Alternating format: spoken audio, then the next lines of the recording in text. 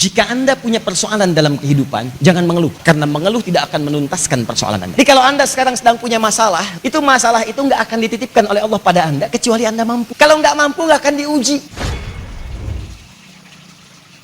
Buka Quran surah ke-17 ayat 110. Paling kanan, agak sedikit ke atas. Quran surah 17 ayat 110. Perhatikan baik-baik. Fokus. Qulidullah. Jika Anda punya persoalan dalam kehidupan, jangan mengeluh. Ingat rumus ini. Karena mengeluh tidak akan menuntaskan persoalan Anda. Langsunglah Anda terima dengan sabar dulu. Setelah itu mohon kepada Allah. Tafsirnya banyak ini, tafsirnya. Ya. Tafsirnya nanti Al-Baqarah ayat 286. La yukallifullahu nafsan illa wus'aha. Terima dulu, jangan mengeluh. Karena Allah tidak mungkin menitipkan ujian kecuali pada yang mampu. Jadi kalau Anda sekarang sedang punya masalah, Bu, sedang punya masalah, ikhwan, antum, sedang punya masalah itu nggak akan dititipkan oleh Allah pada Anda, kecuali Anda mampu. Kalau nggak mampu, nggak akan diuji. Itu sifat Allah tuh. Makanya ketika Anda mendapat ujian, berbahagialah, karena Anda dianggap mampu. Saya sering katakan, Allah aja percaya dengan Anda, masa Anda nggak percaya dengan diri sendiri? Nggak ada yang nggak diuji. Nabi diuji. Penyakit Nabi Ayub sakit. Lempar Nabi dilempar. Nabi Ibrahim dibakar, semua Nabi dicela. Allah dicela oleh orang kafir, malaikat dicela, Nabi dicela, Rasul dicela, sahabat dicela, tabi'in dicela, ulama dicela. Anda Tuhan bukan, malaikat bukan, Rasul bukan, Nabi bukan, sahabat bukan, tabi'in bukan, imam bukan, jadi makmum kadang-kadang. Terus Anda nggak pengen dicela, Anda siapa? Anda siapa? Dan semuanya diuji kecuali Tuhan. Malaikat diuji dengan tugasnya, ada yang berzikir, ada yang macam-macam dan sebagainya. Ya, kita diuji dengan amal soleh, semua diuji. Hanya Allah yang memberikan ujian yang tidak pernah diuji. Kita diuji. Maka ketika Anda diuji, Allah percaya dengan Anda. Kenapa Anda tidak yakin? Yang kedua, ingat betul ini, ingat betul. Ada kaidah mengatakan sifat Allah itu gemar memberikan kemudahan, bukan kesulitan. Al-Baqarah 185. Yuridullahu bikumul yusra wala yuridu bikumul usra. Allah menginginkan kemudahan bagi hidup Anda, bukan kesulitan. Jadi kalau Anda sulit hidupnya, bukan Allah yang salah, Anda sendiri yang memilih susah. Dan kaidah mengatakan inna ma'al usri yusra. Kalau Anda sedang punya kesulitan, kata Allah, langsung yakinkan pada jiwa Anda, ini pasti selesai, ada solusinya, ada solusinya. Nah, ketika Anda sudah punya keyakinan itu, Anda bertanya, ya Allah, solusinya apa? Yang pertama, kata Allah, adab yang pertama kalau sedang punya persoalan, langsung mohon kepada Allah solusinya. Sabar, terima, minta kepada Allah.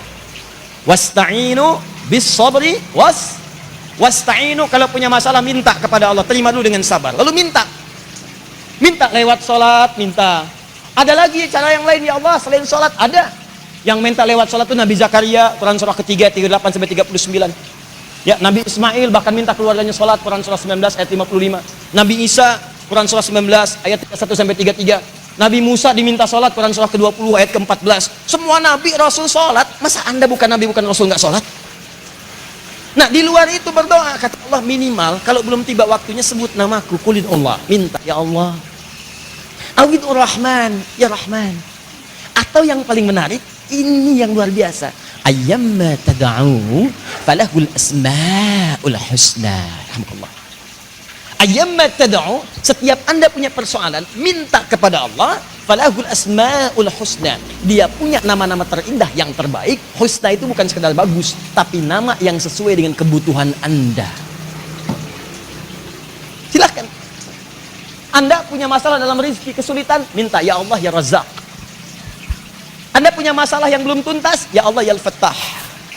Anda diganggu orang di pekerjaan, Allahumma ya Allah, ya Al-Jabbar, ya Al-Malik. Anda ingin dikuatkan kesabaran, Allahumma ya Sabr. Anda besok berhadapan dengan ujian, ingin dikuatkan pikiran Anda, Allahumma ya Al-Alim. Minta banyak sekali.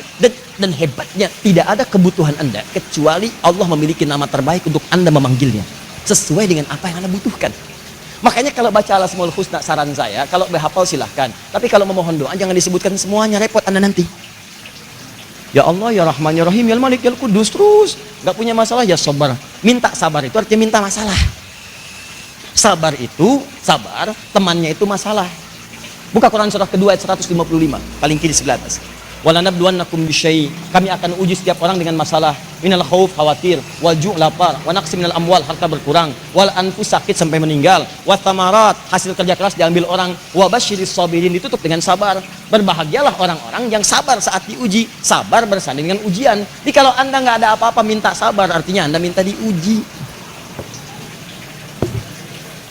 Nah, di antara nama lagi ada yang lain. Apa itu? Nama Allah yang memberikan keberkahan. Apa itu berkah? Ziyadatul khair, bertambah nilai kebaikannya. Ini rahasia terbesar.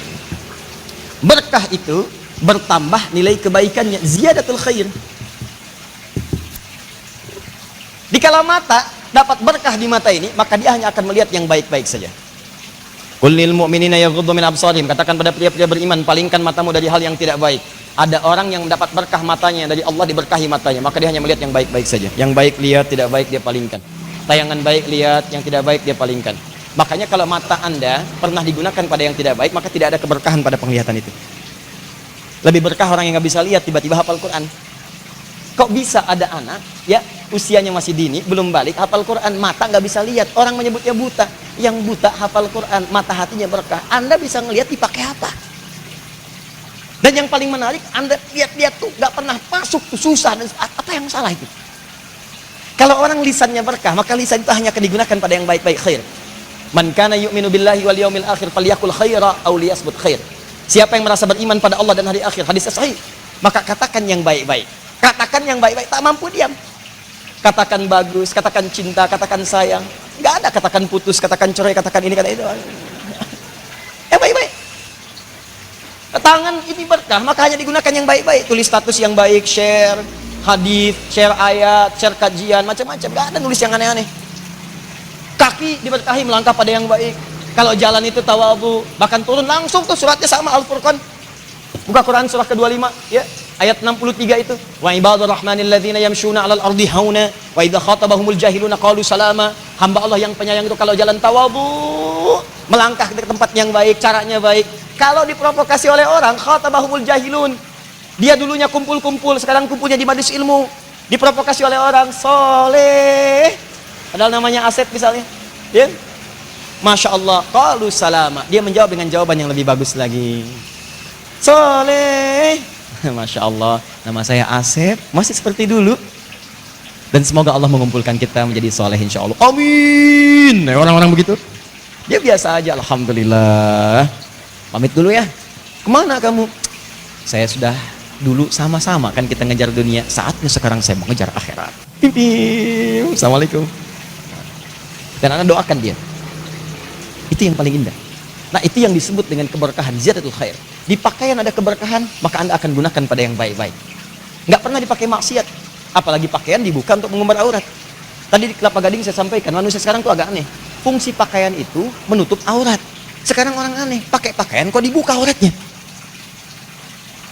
Paham nggak maksudnya? Ini kan pakaian ini dipakai untuk menutup aurat. Ini aneh, orang dipakai lalu dibuka auratnya. Kalau mau dibuka aurat ngapain pakai baju? Di baju itu dipakai buat tutupin aurat. Setelah Anda pakai malah dibuka lagi. Ada yang disobek lagi kan? Aneh, saya nggak habis pikir tuh. Susah saya memahaminya. Tuh, konstruksi cara berpikirnya gimana tuh? Ya kalau mau berlomba buka pakaian, ya Anda nggak akan menang. Binatang lebih jagoan. Silahkan cek, silahkan main-main keragunan deh. Silahkan cek, absen satu-satu. Monyet keluar, pakai pakaian? Enggak. Sapi keluar, dari sapi yang begini, begitu, keluar, nggak pakai pakaian. Gajah tampil biasa tanpa busana. Dan hebatnya ketika Anda pakaikan pakaian pada mereka, mereka risih. Ih gajah malu kelihatan aurat, saya pakein ya. Wah. Masuk kandang singa, pakaiin tuh singa sarung. Itu bedanya dengan manusia. Manusia itu kebalik, kalau nggak berpakaian risih. Itu poinnya. Jadi pertanyaan saya, Anda itu manusia apa binatang? Coba pikirkan lagi. Jelas ya? Itu sederhana saja. Itu begitulah. Ya.